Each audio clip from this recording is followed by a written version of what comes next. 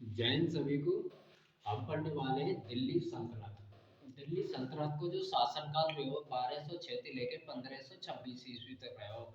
1526 ईस्वी में पानीपत को युद्ध हो गया। इब्राहिम लोदी के साथ में दिल्ली सल्तनत को भाई युद्ध के साथ में समापन है जाएगा। दिल्ली सल्तनत पे 5 वंशों ने शासन करो। दास वंश, खिलजी वंश, तुगलक वंश, सैयद वंश, लोधी वंश। इनकी एक सौ ट्रिक है। दाख तस्लीम में आए। दाते दास वंश, खाते खिलजी वंश, साते सैयद वंश, लाते लोधी वंश, ताते तुगलक वंश। आप याद रखेंगे। सबसे पहले जो सबसे पहले वंश ने शासन करो वो है दास वंश। यहाँ को टाइम पीरियड रहो 12 से 6 से लेके 1290 ईस्वी तक। दास वंश के अंदर 5-6 शासक हुए जिनमें से 2-3 महत्वपूर्ण है, उनकी जो हमारे एग्जाम में बार बार प्रश्न पूछे जाते हैं। या में से हम कई शासकों ने क्लियर कर चुके हूँ मैं वीडियो के थ्रू। ऐबक के बारे में डिटेल के वीडियो में बारीकी से एक एक पॉइंट पर चर्चा कर चुके हूँ, आप जाके देख सकें। इल्तुतमिश के बारे में बिल्कुल कंसेप्ट क्लियर में क्लास दे चुका हूँ, आप जाके देख सकें। रजिया सुल्तान के बारे में मैंने वीडियो बना रखी है, बिल्कुल आप जाकर देख सकें। यहाँ के बाद में 2-3 छोटे छोटे शासक रहे, उनने भी मैं वीडियो में क्लियर कर चुके हूँ रजिया सुल्तान की 7 वाली वीडियो में, वनने भी आप जाके देख सकें। आज हम बात करेंगे बलबन के बारे में। आप यूँ कहेंगे साहब हम तो पहली बार देख रहे हैं क्लास है, तो आपकी थोड़ी मैं शुरू से लेके और एंड तक यानी कि बलबन है तो आज पढ़ेंगे बलबन तक थोड़ी थोड़ी थोड़ी नॉलेज आपकी में दे रहा हूँ, जाते मेमोरी बनी रही। देखो, दास वंश की स्थापना या गुलाम वंश की स्थापना कौन करी? कुतुबुद्दीन ऐबक ने। कुतुबुद्दीन ऐबक कौन हो? मोहम्मद गौरी को दास हो। मोहम्मद गौरी ने एक व्यापारी पे खरीदे हो, लालन पालन पोषण करो। मोहम्मद गौरी की मृत्यु के बाद में सुल्तान के पद पे कौन बैठ जावे? कुतुबुद्दीन ऐबक बैठ जावे। सुल्तान की उपाधि धारण ना करे, मलिक और सिपह सालार की उपाधि से ही संतुष्ट रहे। लाहौर से अपनी गद्दी समारे शासन करे। लाख बख्शिया को उपाधि दी गई है क्योंकि लाखन में दान देवे हो या वजह थे।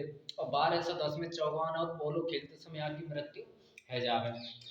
यहाँ के बाद में आवे इल्तुतमिश। इल्तुतमिश कौन हो? कुतुबुद्दीन ऐबक को गुलाम हो। ये कहाँ से आया हो या कि मम्मी पापा को का नाम हो कोई पता ना है, क्योंकि एक दास हो गुलाम हो, व्यापारी द्वारा खरीदो। जब ऐबक ने युद्ध करो 12 में खरीद के ले आया। अब इल्तुतमिश के बारे में थोड़ी जानकारी लेंगे। इल्तुतमिश वास्तविक उत्तराधिकारी माना जावे गुलाम वंश को इतिहासकारण की दृष्टि से। क्यों क्यों क्योंकि ऐबक ने जो अपना शासन करो वो लाहौर से करो, दिल्ली से नहीं किया था। ये अपनी राजधानी है सबसे पहले तो दिल्ली लेके आवे। तो गुलाम वंश को वास्तविक शासक, वास्तविक उत्तराधिकारी या संस्थापक किसको मानते हैं? इल्तुतमिश को।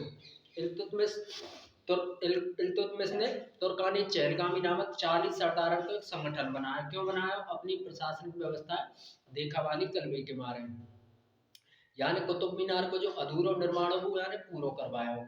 स्थापत्य कला के मामले में यानी बहुत महत्वपूर्ण काम करें, जैसे गुम्बद और मकबरा की जो परंपरा प्रथा चलाई हुई यही ने चलाई। जैसे ताजमहल है आगरा को, इसका एक मकबरा ये, और जैसे गोल गुम्बद बीजापुर कर्नाटक की ये गुम्बद है। तो इन सब की यानी शुरुआत कौन करी? इल्तुतमिश ने करी। यहाँ के बाद में यानी नागौर के अतारकैन के दरवाजे को निर्माण करवाया, मदरसा मुवज्जी को निर्माण करवाया, सुल्तानगढ़ी के मकबरे को निर्माण करवाया। इसके बाद में इल्तुतमिश की मृत्यु हो जावे। मृत्यु से पहले ही यहाँ के चार बेटा बेटी रहे, उनमें से एक रहे रजिया सुल्ताना, एक रहे बहराम शाह नाम, एक रहे मसूर शाह, एक है महमूद शाह। तो रजिया सुल्ताना सबसे योग्य रहे यहाँ की संतान में। तो अपने जीवित रहते हुए भी ये अपने शासन के सुल्तान के पद रजिया सुल्तान को दे देता है। इसकी मृत्यु हो जाती है 1236 से रजिया सुल्तान शासका बनती है। ये मुस्लिम और तुर्की इतिहास की पहली और अंतिम महिला शासका होती है। और जो 40 तुर्क सरदार होते हैं, तुर्कानी चरगामी जो संगठन होता है वो इसकी चलने नहीं देता है क्योंकि एक महिला होती है। और एक सरिंद के युद्ध में एक अल्तुनिया नाम के शासक से हार जाती है और लौटते समय यहाँ की वहाँ पे मृत्यु है जावे।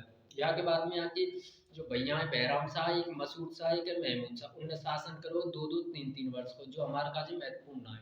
बट एक बात है, जो यहाँ कोई भैया जाको शासन कर रहे हो 1240 से 1242 ईस्वी तक, बाको नाम हो बहराम शाह। बाकी समय पे नायाबी ममलिकात को पद चालू है वो। तो प्रश्न बन सके कि नायाबी ममलिकात का पद किसने चालू किया? तो बहराम शाह ने। इस पद का रहे जैसे प्रधानमंत्री है, प्रधानमंत्री के पास में पूरी शक्ति है, यानी कि पूरा बहुमत है, कोई भी निर्णय डिसीजन ले सके खुद ही। तो ऐसे नायब ममलिकात का पद मतलब सुल्तान की ही बराबर, या तो क्या है कि सुल्तान की शक्ति थोड़ी कम है जावे, यानी कि हर एक चीज में सुल्तान की पूछनी ना पड़े।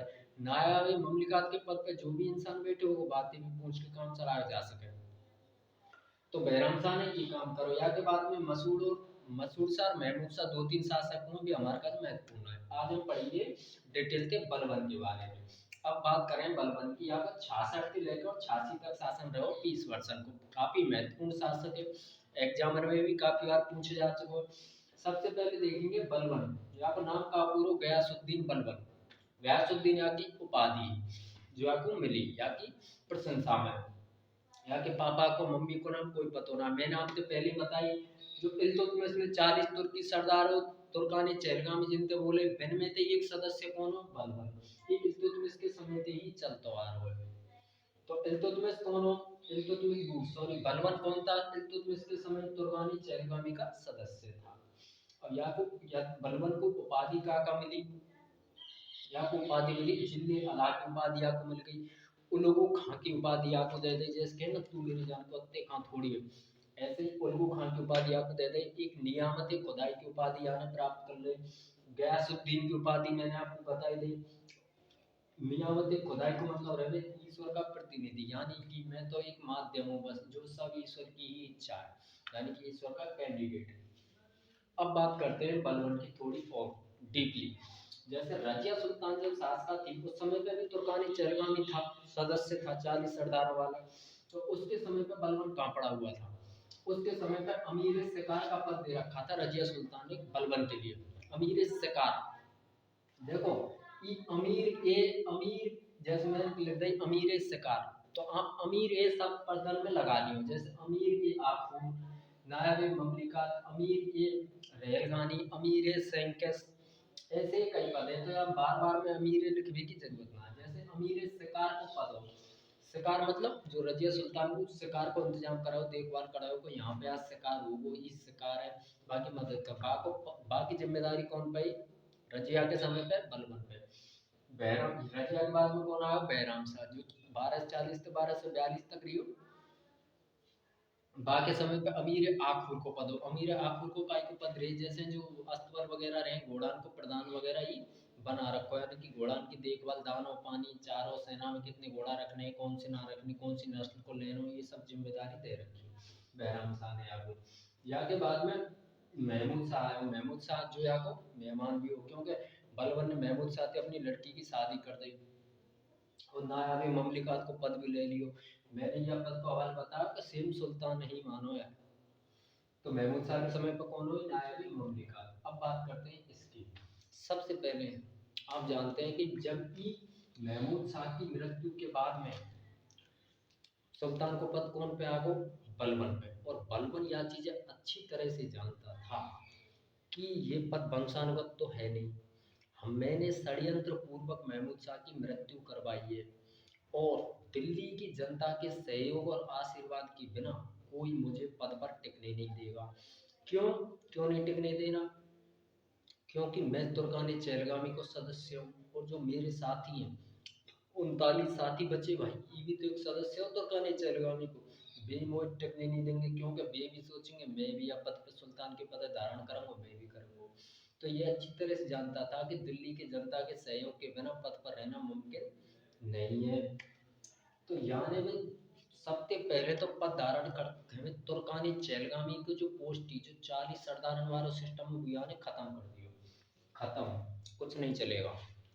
अब बिन के पेट में दर्द है, वो पेट पे लात पड़ गई साहब, बढ़िया रोजी पानी चल रही, हम अंतिम मंत्री पद हम बर्खास्त कर दिए।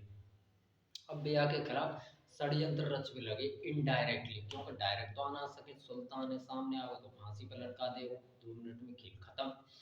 तो बेया की या के इर्द गिर्द चारों ओर षड्यंत्र कर चालू कर दिए। बलबन या स्थिति गुजर चुके हो कि वो तुर्कानी चहलगामी रहते हुए भी बलबन ने तो खुद भी तो षड्यंत्र रचे, तो उसे पता था कि जो मेरा संगठन है या की सोच या के दिमाग को लेवल ये कौन सी हद तक जा सके, तो ये सतर्क था। सुल्तान को पद ग्रहण करते हैं सबसे पहले यानी उनको पत्ता साफ कर दिया और गुप्तचर विभाग की स्थापना कर दी जाए। फारसी भाषा में काफी में बरीद ममालिक, क्या बोलते हैं, बरीद ममालिक यानी कि गुप्तचर विभाग की स्थापना कर दे। काई के मारे करी कि जैसे कोई भी षड्यंत्र रचो जावे मेरे खिलाफ यानी कि सुल्तान के खिलाफ, तो बाकी सूचना मुझे पहले ही मिल जावे। षड्यंत्र तो होंगे घर का भेदी लंका ढाए, और अपने ही गिराते हैं मन पे बिजलियां, गैरों ने तो दामन को थाम रखा है।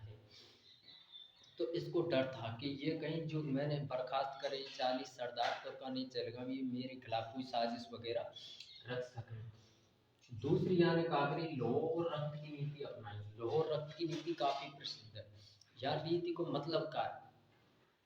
इसका मतलब होता है जैसे जो भी विरोधी है कोई पकड़ में आ गो कि मेरे खिलाफ षड्यंत्र कर रहा था और वो पकड़ में आ जाता है, तो उसकी तो हत्या कर ही दी जाती है, और बचे बाकी पत्नी और बाकी बच्चे तो उनको गुलाम बना दिया जाता है। इस नीति के तहत इसे बोलते हैं लौह और रक्त की नीति। यानी चालू कर दे, क्यों? इसको डर था कि कोई ना कोई मेरे षड्यंत्र में करेगो, मोह फंसावे की कोशिश करेगो, मेरी हत्या करने की कोशिश करेगो। दूसरी यानी सजदा और पैगोस प्रथा चलाई, जो फारसी परंपरा के अनुसार सजदा और पैगोस की प्रथा ने चलाई। सजदा कहते कि जैसे जो करे ना मुस्लिम समुदाय में झुक के किसी को सजदा, ऐसे ये बारी 2-3 बार यूँ करें बातें बोले सजदा, या तो पैरन पे घुटने के बल बैठ के जैसे कोई प्रपोज करे ना, ऐसे घुटने के बल पे बैठ के सजदा करना, यह प्रथा चलाई।